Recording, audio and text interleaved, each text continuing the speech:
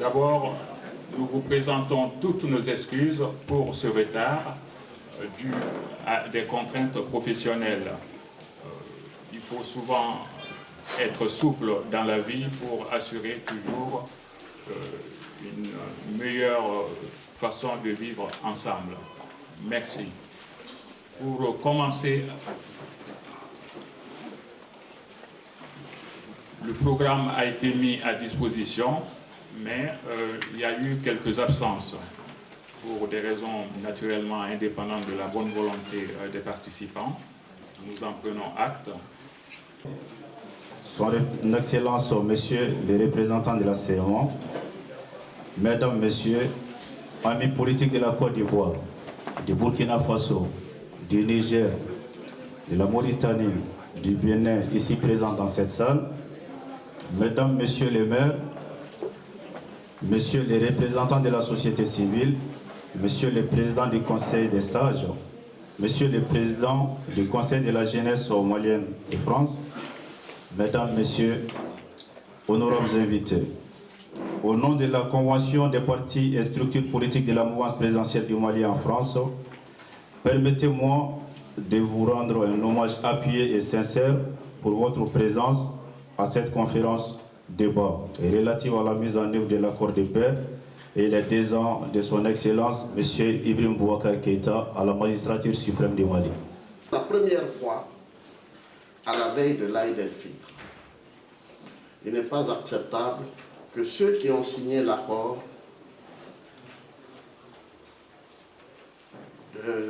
se mettent à perturber cet accord-là, quelles qu'en soient les raisons.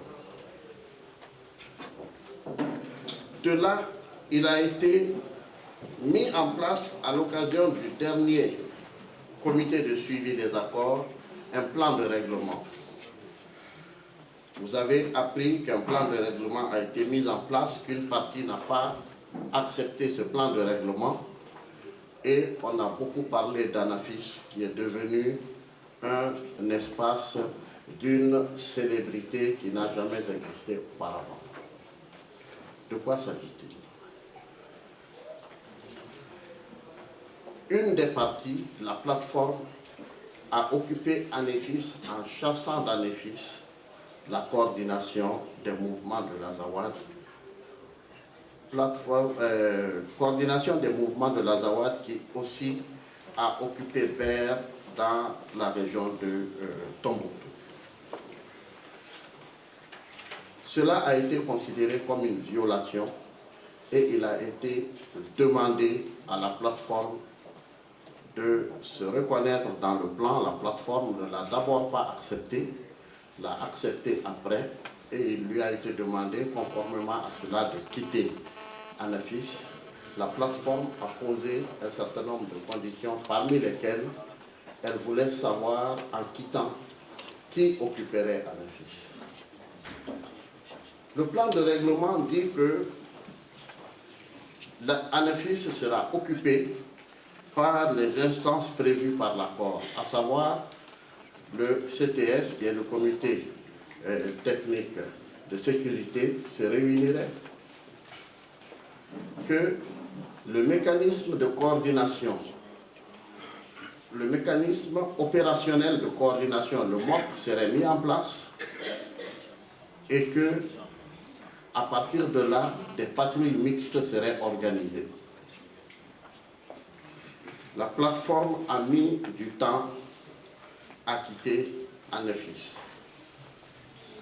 Mais je dois dire ici qu'il faut juste constater ce qui est important.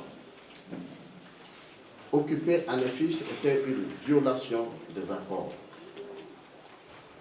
Cela a été dénoncé et il a été demandé à la plateforme de quitter instamment Anefis et sa condition. Elle a mis du temps à obtempérer. Le président de la République a instruit à la plateforme de quitter Anefis immédiatement et sans condition. Ce que la plateforme a commencé à faire dans les heures qui suivent. Je peux le dire parce que je m'occupe de ce dossier. C'est L'opérationnalisation de cette instruction qui a mis du temps, et quand elle est terminée, c'est bel et bien la MINUSMA qui, dans un communiqué, a signifié que la plateforme n'était plus à Anafis. Et la MINUSMA s'y trouvait. Les procédures maintenant d'application des éléments du plan de règlement sont en cours, des réunions ont été tenues, des dates ont été retenues. Tout cela devant déboucher par la mise en place des patrouilles mixtes qui vont être le moyen de gérer la sécurité en attendant que le redéploiement de l'armée soit effectif. Cela, c'est les informations nouvelles. Maintenant, sur le terrain, tout n'est pas calme. Certaines positions occupées, considérées comme des violations, n'ont pas encore été libérées, elles le seront. Telle est notre conviction quand on signe des accords. Entre la signature et l'application et l'effectivité, disons, de la mise en vigueur des accords sur le terrain, il y a toujours un temps. Un accord est signé par différentes parties. Si une des parties signataires n'est pas là, tant que ce constat n'est pas fait d'une certaine manière et des dispositions prises pour pouvoir continuer sans celui-là, on ne peut pas derechef continuer. Nous sommes dans cette situation. Nous sommes avec la communauté internationale qui nous accompagne. Nous sommes en train d'appliquer un certain nombre de dispositions de l'accord avec tout le sérieux, avec toute la sincérité. Je peux vous dire ici que le président de la République, pour lequel vous avez voté, dont le mandat est en cours, n'a, sous son autorité et dans son mandat, enregistré aucune violation des accords par le gouvernement de la République du Mali. Il n'y a eu aucune violation et nulle part. Il y a eu, pour une fois, des violations du cessez-le-feu par les signataires. Et cela est en traitement aujourd'hui. Il y a deux manières, vous savez, d'analyser une situation. Il y a la manière qui dit que demain, il n'y a plus que la catastrophe. Il y a l'autre qui dit c'est difficile, mais demain, il n'y aura pas de raison de dire que c'est difficile, il y aura de l'espérance. Notre analyse jusqu'au bout du temps sera une analyse fondée sur l'espérance. Ce ne sera jamais une analyse pessimiste. Ce ne sera encore moins une analyse fondée sur une faiblesse. Le gouvernement du Mali est un gouvernement qui n'est pas faible. Il exécute en clairvoyance son programme. Je n'ai pas cru devoir, mesdames, messieurs, rentrer dans les articles pour vous dire ce que vous savez déjà mieux que nous. Mais ce que je peux dire, parlant des accords, c'est qu'ils sont porteurs d'innovation. Ils nous ont permis de nous rendre compte dans la gouvernance de notre pays des faiblesses qu'il y avait. De nous rendre compte et de nous confirmer de la justesse de notre choix de renforcer la décentralisation. Et nous ne l'avons pas fait par hasard. Dans les 6 mois qui ont suivi l'arrivée du président Ibrahim Boubacar Keïta au pouvoir, il a été organisé d'abord des États généraux de la décentralisation. Si vous prenez le document sur les états généraux de la décentralisation et vous prenez les accords, la cohérence est plus que parfaite. L'instrument de décision, l'outil de décision que le président aura en main en définitive, ce sont les forces armées de sécurité. Parce que même lorsqu'on aura la paix dans notre pays, les risques, la nature des dangers peut changer. Il nous faut avoir des forces armées de sécurité capables de faire face à toutes sortes de défis auxquels notre pays doit faire face. Et ces questions sont prises en charge dans la loi de programmation militaire. Sur le plan diplomatique, exactement sur le plan des forces armées de sécurité, l'essentiel de nos efforts, je veux dire les efforts du Mali, ont été concentrés sur le retour de la paix au nord. Et vous aurez constaté que la totalité des résolutions qui ont été prises concernant le Mali au niveau des Nations Unies du Conseil de sécurité ont été prises à l'unanimité. Ce n'est pas fréquent dans l'histoire des Nations Unies.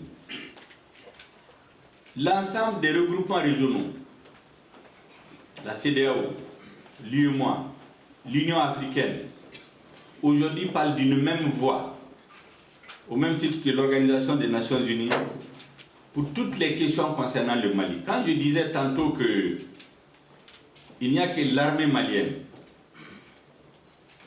et les représentants des Nations Unies, la MINUSMA, qui sont les seuls à pouvoir détenir légalement la force armée, c'est des positions de principe du Mali qui sont partagées par la CEDEAO et l'ensemble des organisations internationales. Cela n'était pas évident il y a quelque temps. Concernant la justice, les réformes les plus courageuses sont en cours. Depuis des années, la justice se réforme. Mais aujourd'hui, beaucoup de choses sont en train d'être faites. Les détails, je pourrais m'étendre là-dessus en 4 questions pour dire que sur le plan de la défense, de la sécurité, de la diplomatie, on peut dire que le Mali est réellement de retour sur la scène internationale. Le Mali a plus de visibilité. Les forces armées maliennes sont en train d'être réorganisées, équipées, mises en ordre de bataille pour assurer, et pendant le processus de paix et après la mise en œuvre du processus de paix, l'intégrité territoriale de notre pays, la sécurité des personnes et des biens. Si je dois parler, mesdames et messieurs, des questions de développement économique, social et culturel, je dois dire que le gouvernement est entièrement dédié à la satisfaction des conditions de vie au quotidien des Maliens, qui sont très difficiles à cause de la crise. Vous vous souviendrez qu'en 2012, la croissance économique de notre pays était pratiquement à 0%. En 2013, légèrement remonté à 17%. Le président Keïta est arrivé au pouvoir en septembre 2013. Courant 2014, le taux de croissance en fin d'année a été constaté à 7,2%, largement au-dessus des prévisions qui étaient de 5,7%. 2015-2016, le taux de croissance économique est prévu de 5,5 à 6%. Et pour les prochaines 5 années, il est prévu environ 5,4%. Mais on peut déjà s'arrêter à 2015. Regardez d'où est-ce qu'on est parti en 2012-2013 pour nous retrouver en 2015 à 5,5%, l'un des taux les plus élevés dans la zone du UEMOA. Pour que cela se fasse, ça veut dire qu'il y a eu des investissements massifs dans les secteurs productifs. Ces investissements ont été essentiellement faits dans le domaine de l'agriculture, qui occupe une place de choix. Et vous savez que sur les orientations du chef de l'État, l'agriculture occupe aujourd'hui 15% du budget national. C'est du jamais vu dans l'histoire du Mali et c'est très rare dans l'histoire des pays africains. L'agriculture est l'un des secteurs clés de notre économie. Donc les investissements massifs dans le domaine de l'agriculture, dans le domaine du désenclavement, les routes, les télécommunications, les bâtiments, les logements sociaux. De l'indépendance à 2013, on a eu environ 1000 logements sociaux. Aujourd'hui, il y a 2000 et quelques qui ont été rendus à leurs propriétaires il y a quelques semaines. Et il est prévu un programme de 50 000 logements sociaux d'ici 2018. Et ces prévisions ne sont pas des prévisions juste littéraires. C'est des projets qui sont en train d'être mis en œuvre. Voilà donc les secteurs qui tirent l'économie. Vous avez naturellement l'or et d'autres, mais c'est les investissements dans l'agriculture pour assurer la sécurité alimentaire du Mali. Dans le domaine de l'emploi, nous avons aujourd'hui, suivant les statistiques, 72 000 emplois durables qui ont été créés sur les 200 000 qui ont été promis par le chef de l'État dans son engagement face au peuple malien. L'enseignement, mesdames et messieurs, occupe une place de choix. Dans la structure du budget de l'État, vous avez la défense et la sécurité, vous avez l'éducation, autrement dit, l'éducation de base, l'enseignement supérieur, la recherche et le développement rural. Voilà les trois secteurs qui occupent pratiquement entre 75 et 80% du budget. Cela indique une volonté politique de mettre le Mali debout sur le plan économique. Parce que lorsqu'on a assuré la sécurité, lorsque la paix sera de retour, ou dans le processus de retour de la paix, il faut que les secteurs économiques se développent.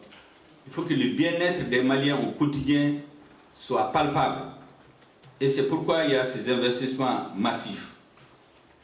Vous constaterez, mesdames et messieurs, que pour la première fois dans l'histoire de notre pays, les recettes intérieures, autrement dit les ressources propres qui ont été mobilisées à l'intérieur du pays, ont dépassé les 1000 milliards de francs CFA. Dans un pays qui est en crise, qui est en train de se reconstruire, c'est la première fois. Le produit international, le produit national brut, le PIB, pour la première fois, il a dépassé les 6 000 milliards de francs CFA. Les gros investissements qui ont été faits dans le secteur de l'agriculture, du développement rural, donc, les télécommunications, dans les routes, les ponts, ces investissements ont atteint un niveau jamais égalé dans l'histoire de notre pays. Le pays, pour la première fois, n'a aucun arriéré sur le plan de la dette intérieure et extérieure. Beaucoup de ceux qui ont des parents ou des amis qui sont des hommes d'affaires au Mali savent combien les gens se plaignaient des factures qui restaient au trésor pendant des années. Eh bien, cela a été liquidé. Et je me rappelle d'un compte rendu qui a été fait en Conseil des ministres où pratiquement en quelques semaines, entre 80 et 100 milliards ont été déboursés pour payer la dette intérieure parce que beaucoup de Maliens vivent de petites activités économiques. Nous avons pour la première fois des réserves de plus de 3 mois de salaire aujourd'hui dans le trésor public. Au plan du climat des affaires, dans la zone UEMOA aujourd'hui, ce qu'on appelle doing business, le Mali est classé en première place. Alors c'est un ensemble d'indicateurs, grosso modo, qui vous donnent les tendances pour un pays qui est en crise, pour un pays qui était pratiquement à terre lorsque le président Keïta venait au pouvoir. Il est évident que ces résultats ne donnent pas satisfaction aux Maliens totalement, parce que les attentes sont encore plus grandes. Parce que plus on fait, plus on démarre. Et aussi, les populations, peut-être une large partie des couches populaires, ne le sentent pas au quotidien, mais cela donne les tendances. Et rarement, dans l'histoire des pays qui sont en crise, dans les pays qui ont connu ce que notre pays a connu, vous trouverez en moins de 2 ans que les tendances soient totalement inversées pour être au niveau que je suis en train de vous indiquer. Cela veut dire que nous devons rester optimistes. Si cette tendance continue, on imagine facilement, si la paix revient, parce que c'est la condition sine qua non pour qu'il y ait un mouvement d'ensemble, que tous les Maliens se donnent la main pour tirer dans le même sens. Si c'était le cas, tous les chiffres que je viens de vous indiquer, certainement pourraient être multipliés par 1,5 ou 2 d'ici la fin du mandat. Dans le domaine du sport, je crois que je n'ai pas besoin de m'étendre là-dessus, une phrase suffirait, parce que vous suivez tous les jours, dans les médias, à la télévision, les succès des sportifs maliens. Ce n'est pas l'effet du hasard. C'est des investissements aussi massifs qui ont été faits pour réorganiser le domaine du sport et de la culture. Voilà, grosso modo, mesdames et messieurs, pour ne pas retenir votre attention plus longtemps, ce que je pourrais dire en introduction, les grands chiffres pour indiquer les tendances au Mali depuis les 2 années que le président Keïta est au pouvoir.